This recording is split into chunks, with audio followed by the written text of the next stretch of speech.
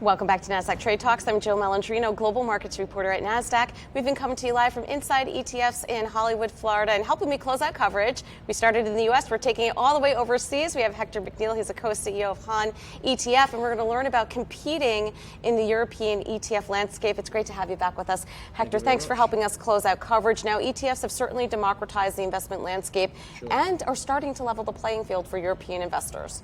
Absolutely, yeah. I think just before Christmas we went through the $1 trillion mark in AUM, so about a fifth the size of the US, so we're pretty pleased with that.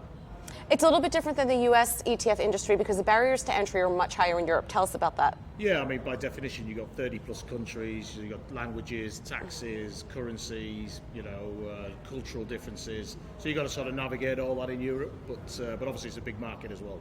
All right, now, how can asset managers, how can they overcome them easily, more cost effectively by using a white label? Yeah, I think the thing that gives you is it allows you to navigate with some experience. I mean, we've got over 150 years of European ETF experience across all the disciplines in the firm. We can have a fund out in 8 weeks. So if you try to replicate that from scratch, it would probably take you 2 to 3 years as a minimum, probably $10 to $15 million. So we offer a really coherent way to get into the market very, very quickly and easily.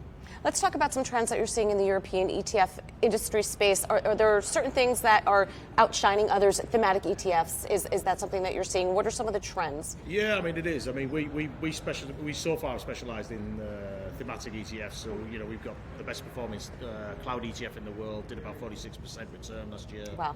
We just did last week, we did Europe's first medical cannabis ETF, which actually, funny enough, normally when you list an ETF, you're going up against a mutual fund or active funds, but there's no cannabis fund at all in anything, whether it's a mutual fund or an ETF. So that's gone down really well. It's the first time I've actually seen the retail participate really strongly in an ETF in Europe as well. And we've done things like an EM e-commerce ETF as well. So we're finding that investors are looking for real good stories to tell their clients and their portfolio holders, and thematics really lend well into that space. Tell us about the cannabis ETF, the name and what it means. This is really dumb luck, but good luck. There you go, yeah. So HANetf actually in German, Han means hemp. So we're very lucky that everybody thought that was what we're going to do naturally in the ETF space. Of course. So we didn't know it until we did it, but we're having that.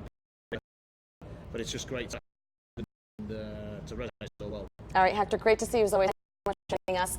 Thank you for joining me on Trade Talks. I'm Jill Malandrino, Global Markets Reporter at Nasdaq.